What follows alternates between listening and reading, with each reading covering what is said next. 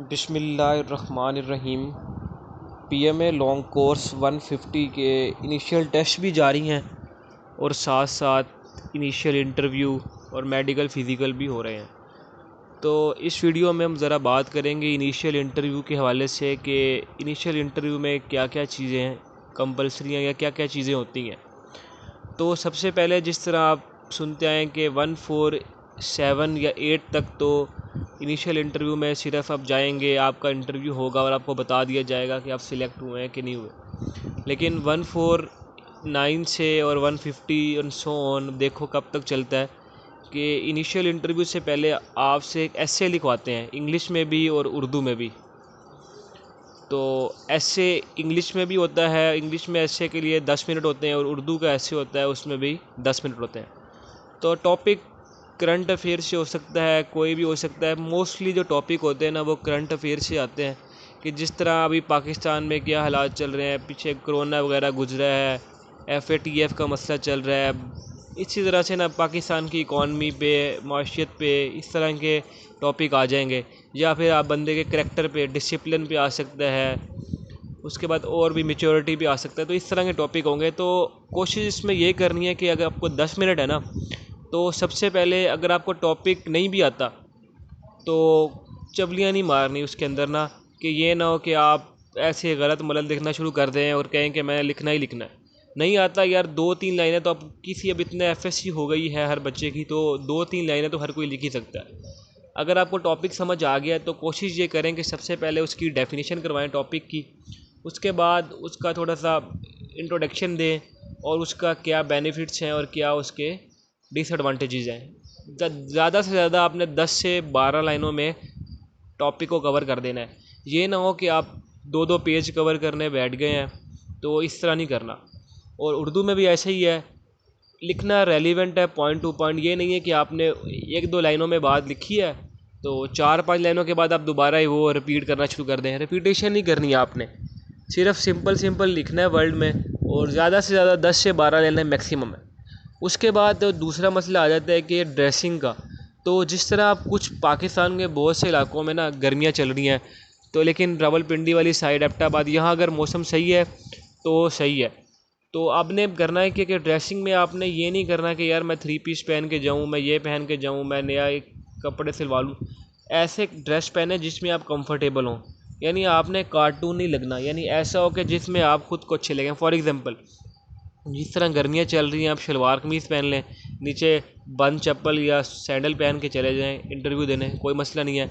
ज़्यादा से ज़्यादा ड्रेस पैंट शर्ट पहन लें। ये ना हो क्योंकि गर्मियाँ इतनी हैं, आप 3 पीस ले 3 पीस पहन के बैठे हो, ख़ुद भी कंफर्टेबल ना हो।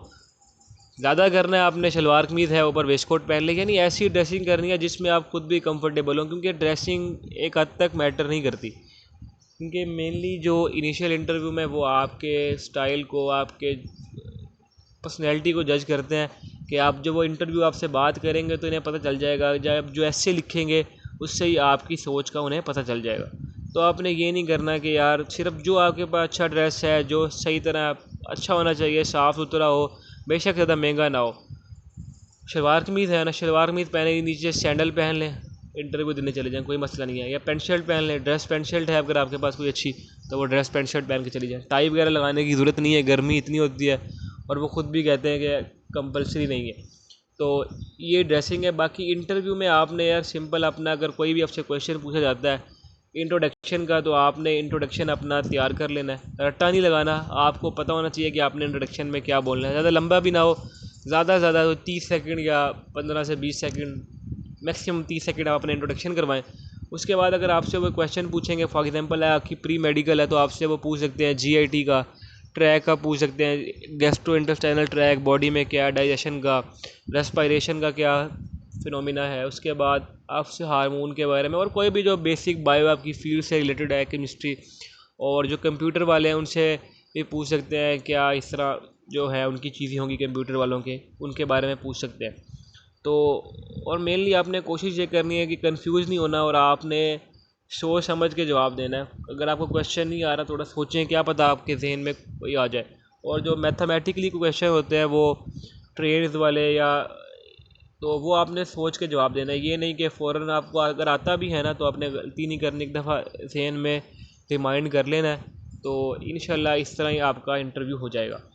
और वहाँ जाके ना अपने फुल कंफर्टेबल फ़ील करना, ये नहीं कि अपने हाथों को बार बार बंद करते नहीं जब आप इंटरव्यू के सामने बैठे हों। और कोशिश ये करनी है कि जो आपसे क्वेश्चन पूछे ना आप उससे आई कांटेक्ट करें और उसी की आंखों में आंखें डालकर जवाब दें। कोशिश ये करनी है आपने, क्योंकि उधर कभी 3 बंदे बैठे होते हैं, कभी 2 बंदे बैठे होते हैं, तो वो फिर जब इकट्ठे क्वेश्चन पूछते हैं तो आपने उसी की तरफ देख के बात करनी है जो आपसे क्वेश्चन पूछ रहा होगा। अब मेनली ज़्यादा मसला नहीं होता, कंफ्यूज नहीं होना। बच्चे गलती ये करते हैं, ये कंफ्यूज हो जाते हैं और ऐसी उधर कोई हरकत कर देते हैं जिसकी वजह से वो या इरिस्पॉन्सिबिलिटी का एटीट्यूड शो कर देते हैं, तो आपने शो नहीं कर, वो आपसे फ्री होंगे, आपसे हंसेंगे, आपने हंसना नहीं है, फुल आपसे अपने कंफर्टेबल रहना है। और आप अभी जो अपनी डिग्री कर रहे हैं या जहाँ आपने एडमिशन लेना है तो आपको उसके बारे में पता होना चाहिए, या आप अभी क्या कर रहे हैं। तो या और एक जो क्वेश्चन आम पूछा जाता है कि why you want to join Pakistan army, ये आपसे वो इनिशियल इंटरव्यू के फॉर्म में भी लिखवाएंगे। और आपको वैसे भी पता होना चाहिए कि आप आर्मी क्यों ज्वाइन करना चाहते हैं। कोशिश करनी है कि जो फॉर्म पे लिखे हैं वही बताएं, या पहले से सोच लें जो वही फॉर्म पे लिखे हैं और वही उसको जवाब दें। तो यही होगा इनिशियल इंटरव्यू में। आगे आगे से भी फिर आगे अगला प्रोसीजर है। तो उम्मीद है अल्लाह ताला हम सबको कामयाब करे। शुक्रिया।